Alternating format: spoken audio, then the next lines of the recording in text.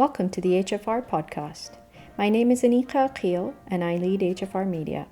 HFR is the established global leader in hedge fund data and analysis since 1992. To learn more, visit hfr.com.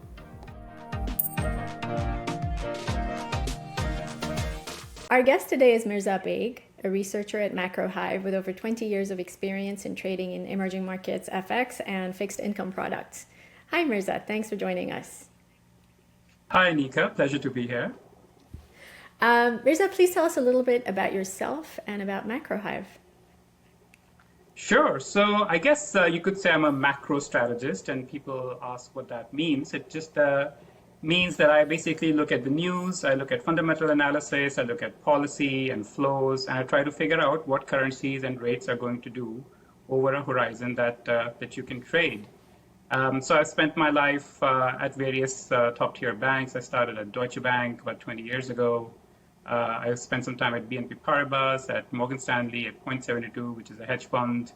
My area of expertise is largely foreign exchange and interest rates. And by geography, I tend to focus more on emerging markets. But being macro, you got to look at everything. You got to look at the Bank of Japan. You got to look at the ECB. You've got to look at geopolitics, the Fed, obviously. So that's what we try to do at Macro Hive, where I'm working right now, where we are basically a research advisory. So we advise multi-strat and macro hedge funds about trading and investment strategies. So we combine natural intelligence of specialists such as myself with artificial intelligence to enhance our product. And we essentially speak to macro hedge funds, helping them make money in markets. That's really interesting. So I want to say that it's been a wild couple of years for macro. Everyone was very bullish in 2022, and then they got slammed by rising rates. They started off 2023 very cautious, only to have the markets surprise them and rally. Why has it been so rocky and so hard to predict what is going on the macro front in these last few years? Gosh. Well, Anika, the standard answer that I give is that think about cycles. Cycles have a certain pattern, and every once in a while somebody tugs too hard and the fast cycle goes crazy. So we had a certain business cycle and we had a certain financial market cycle, and then COVID hit, and then we had massive demand and supply disruptions, massive easing of policy and fiscal policy, so monetary and fiscal policy. Economies were shut down and then reopened. And there was an unprecedented strain on global trade and supply chains. So this caused the cycle, which normally would go like this, to just go crazy, right? So you had, if you imagine you're walking and now suddenly you're sprinting, falling, collapsing, swimming all at the same time, what would happen to your heartbeat? So it would just go crazy. And so we had a massive reopening cycle, and then followed by the war in Ukraine, and then energy crisis. So we had a bunch of cycles that kind of like coincided together, and policy tried to offset that, making things worse in certain cases. The Fed initially went too aggressively easy, then they were slower to tighten. When they tightened, they perhaps over-tightened. So we just had a lot of volatility because the global macro environment has just been that uncertain. It is what it is. Global macro is never boring. Sometimes it's just more exciting than at other times. So it's evergreen. That's right. When you're looking for, yeah. Yeah, that's right. So I think this week arguably has been a more settling one for the markets. The Fed has finally sort of given an indication, all but confirmed, a rate cut in September. But this is against a backdrop of US GDP growth numbers still being revised as they were just today. And that continuously throws bond markets into, readjustment. And there, you could argue, hopes for a soft landing have been tempered.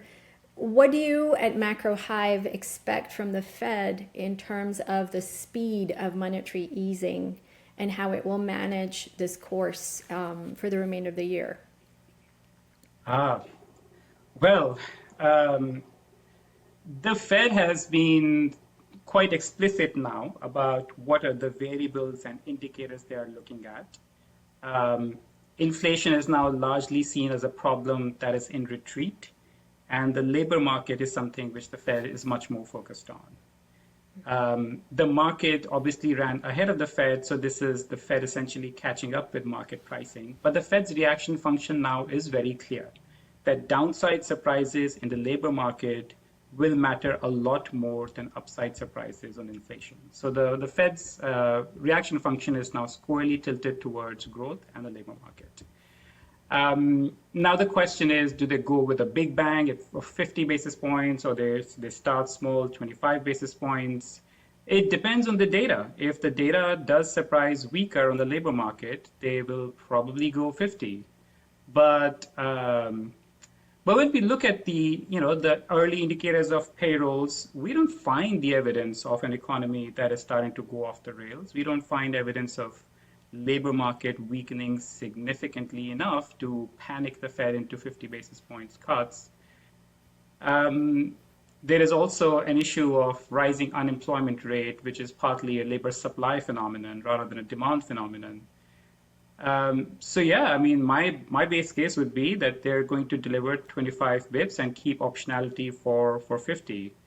Another debate is, what's the terminal rate, right? So conventional wisdom right now would tell you that the terminal rate in this cycle is probably going to be a lot higher than it was in previous cycles, because we're no longer in the age of QE and zero interest rate policy. Central banks have seen inflation, and therefore they can't cut all the way to zero. Well, zero is obviously out of the question.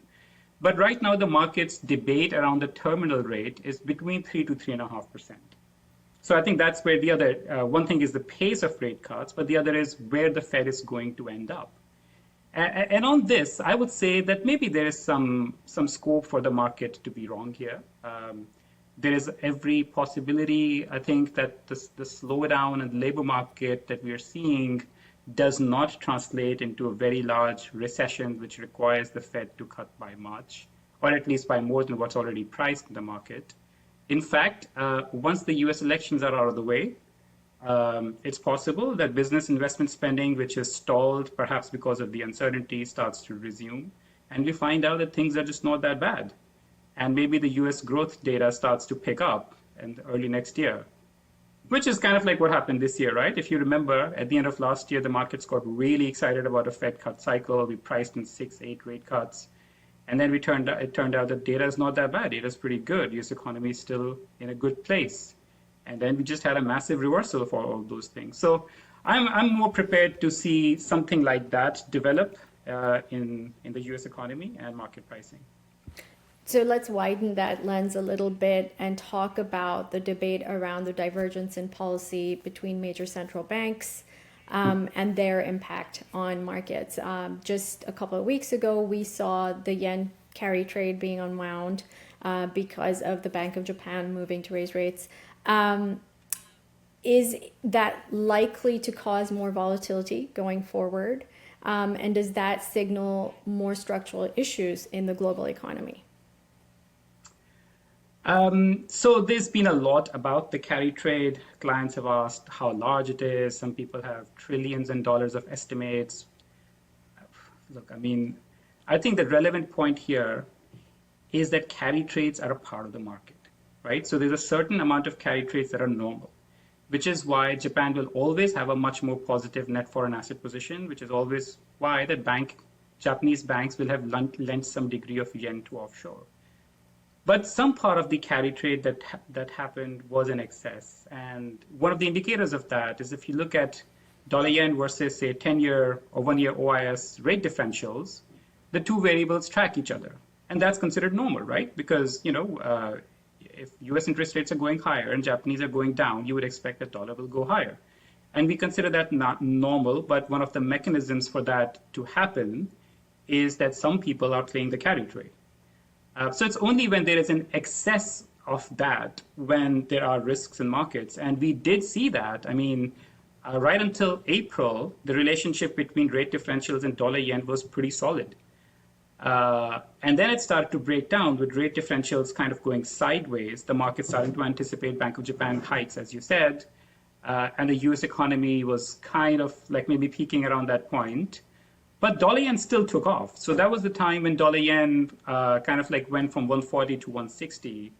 And everybody was scratching their heads, what's going on? And maybe that was the excess part of the carry trade, the period between April and July.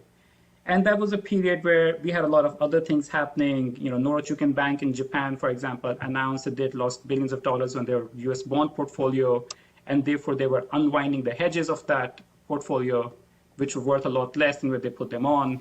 It was also the time when Japanese life insurance companies announced that their forex hedge ratios had been lowered to multi-decade lows. The largest 9 companies that I track, their hedge ratios fell to 47%, and they were 63% in 2020. So clearly there was a lot of participants in what you might call a carry trade, but essentially it was just poor risk management.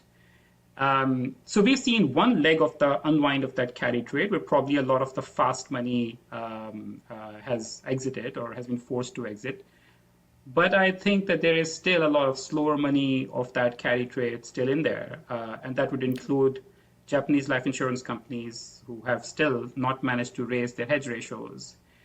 It would include a very large amount of gold holdings by Japanese retail investors, which effectively is a long dollar yen bet because the ETFs are denominated in yen.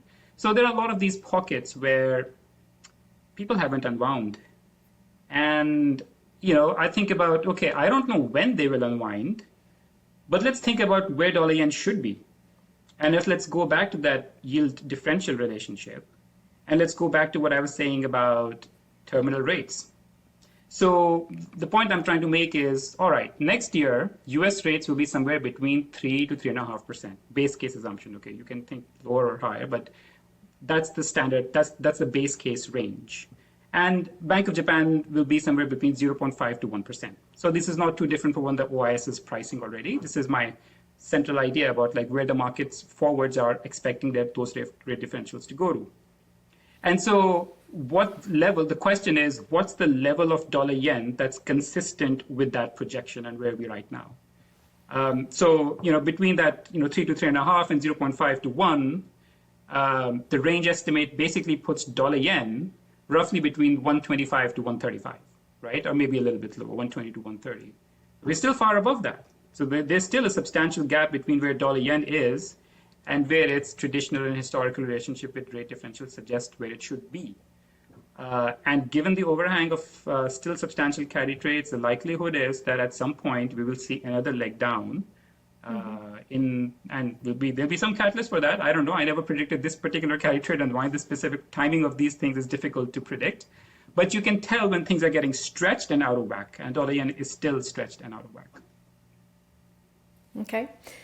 So let's move to looking at emerging markets in this context of higher volatility across developed markets. Most central banks waiting to follow the Fed's lead on rate cuts.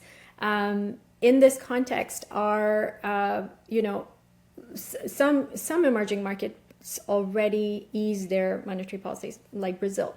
What can we learn from Brazil's example versus those that are waiting to ease once the developed economies have made their moves? Funny you mentioned Brazil because they're close to hiking again. Yeah. But look, people talk about, and my clients talk about emerging markets as if it's one thing. And I think a lot of people have been trained to use the term emerging markets because they were trading during the period between the GFC and COVID. And during that time, global central banks were pumping so much liquidity into markets that, emerging markets generally traded as a higher yield product.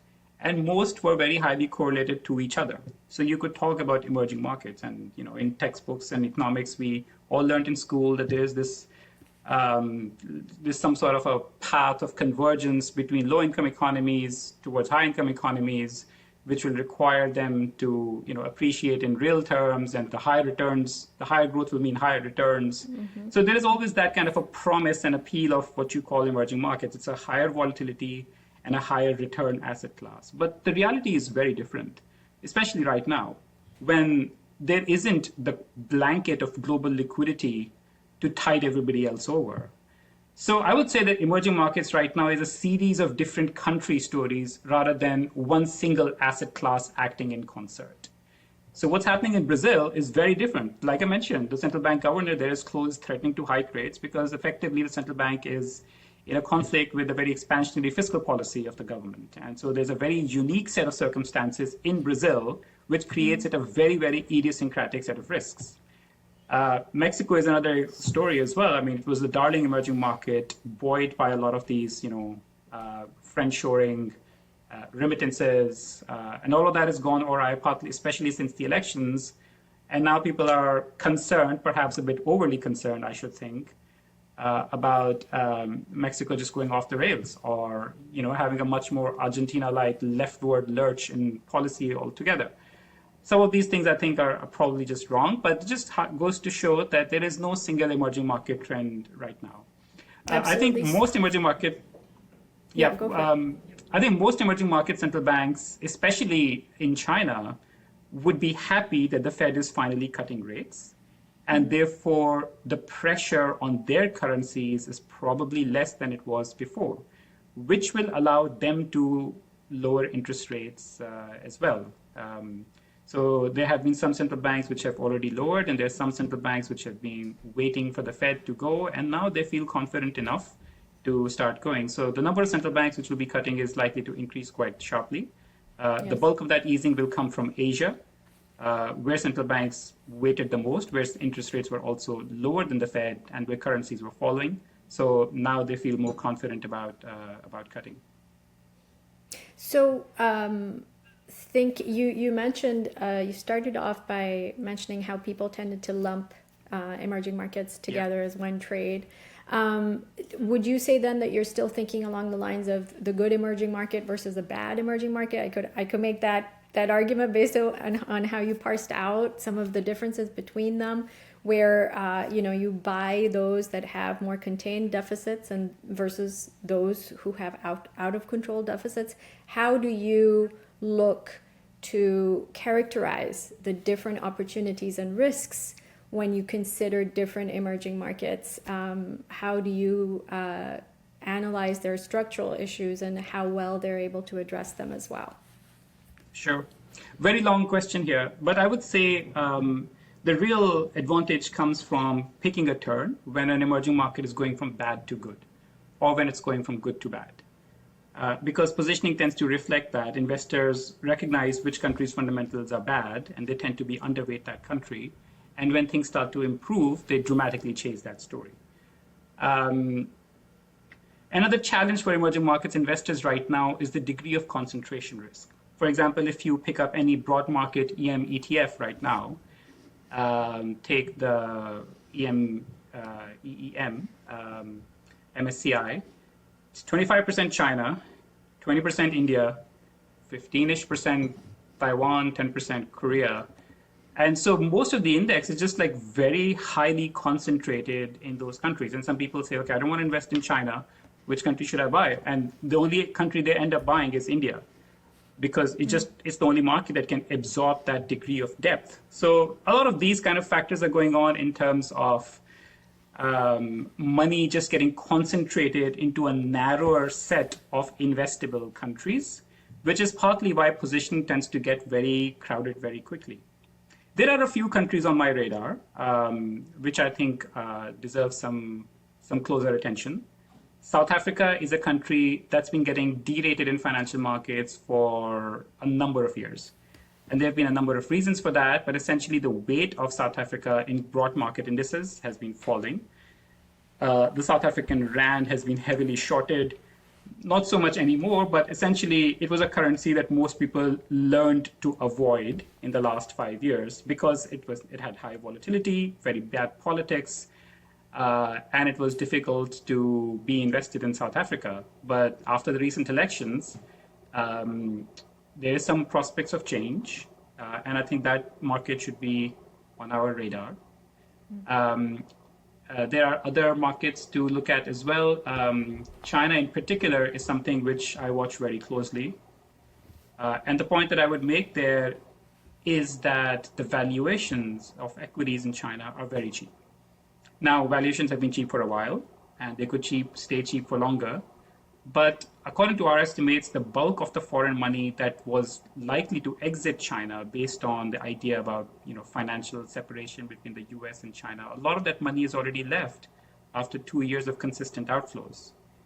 The problem in making a bullish Chinese equity argument, though, apart from valuations, there's not much else to hang your head on. Chinese companies' profits are essentially driven by the degree to which they have pricing power. And pricing power for Chinese corporates right now is very absent, which is why enterprise profits are very low, which then sort of warrants low equity valuations as well.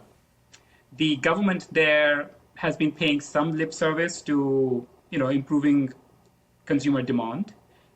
And that's something which I think we should watch very carefully. I don't know, Anika, if you remember, a couple of years ago, around this time of year, September, October, China was in complete lockdown. And the narratives were that this is a Xi Jinping policy, and therefore lockdowns will never end. And then suddenly, a few policy insiders came out to say, no, we're thinking about changing stuff. And once that flip happened, within 6 weeks, China went from totally closed to totally open. So there, even in a one-man party kind of an administration, you can see rapid changes. And I noticed that there are a few policy insiders who now coming out to acknowledge that Chinese growth strategy is not working, that doubling down on industrial policy is essentially leading China towards more and more Japanification, and they need to do some more radical steps to support consumer demand. So that's something which I'm looking out to see, whether government policy shifts much more strongly in favor of supporting consumer demand. And if it does so, then this persistent underperformance of Chinese equities relative to, say, US equities or global emerging markets will probably change. And that will catch people really off guard, because for the last 2 years, people have gotten used to selling China and buying something else, which is why overall index weights for China have continued to fall, which is why even relative to lower index weights, most fund managers will report that they're underweight on China. So that's something which I'm looking out for as well. And I think that's a great segue into asking you what your top views are as we round out the year 2024 and head into 2025. I think I would like to keep an open mind. We still have a US elections ahead of us. What I try to keep in mind is where we are right now. Let's just get a really good picture about where we are and where everybody's portfolio is positioned. The US economy has been outperforming global economy. The US has produced these technology giants, which now the whole world is invested in. And the US has had one of the highest interest rates amongst developed markets for the last couple of years, which is why the dollar is also very widely held by global investors. Now, the question is, will those dynamics continue? Will the US outperformance or US dominance of financial markets continue? And I think there's definitely a scenario where that happens, because which other part of the world is doing well? Germany is close to recession, Japan is Japan, and China, unless it changes track dramatically, it's also becoming more Japanified. And so there's no other, like if the US has a recession, there's no other economy which is there to support the growth outlook. And so if the US has a recession, the rest of the world also has a recession, well, that's not a great environment for equities. That's just an amazing environment for bonds, and probably a bad setup for the dollar. And we, at some point in time, will get another massive yen carry trade unwind. On the other hand, if the US, while the US is slowing down and Chinese policymakers can stimulate their economy and we start to see a reversal in the Chinese economy and those cycles go out of sync, well, that's a very different setup. I mean, in that scenario, you could probably see a large amounts of capital rotate out of the US back into emerging market stocks. And that would certainly make the Chinese story and even EM as a broad asset class a lot more attractive. So I think there are different scenarios here. I'm trying to keep an open mind. And I think who wins the US elections will certainly matter as well. especially to the extent that a Trump administration, in terms of raising tariffs, in terms of even putting things like remittance tariffs, remittance taxes, and so on, they would mean something else compared to the Harris campaign. Given the fact that the rest of the world of foreign ownership of US equities is also close to record highs, anything that happens in terms of investor treatment or investor taxes for US capital markets, that can potentially have a really big impact on global cross-border capital flows as well. So I think that once we take the starting point that everyone is long US stocks and long US dollar, the question then is like what shakes or reiterates that kind of an economic outlook. And we'll see who wins, and we'll see what happens to US data and what the Chinese policymakers do. Well, that's fascinating. Thank you so much for sharing your perspective, your insights. I really appreciate it, and I'm sure that our listeners will as well. Thank you, Mirza. Thank you, Anika. We hope you enjoyed listening today. HFR is the institutional standard for alternative investing. Subscribe to HFR Media updates on our website, follow our podcast for more exclusive content, and find us on LinkedIn and Twitter.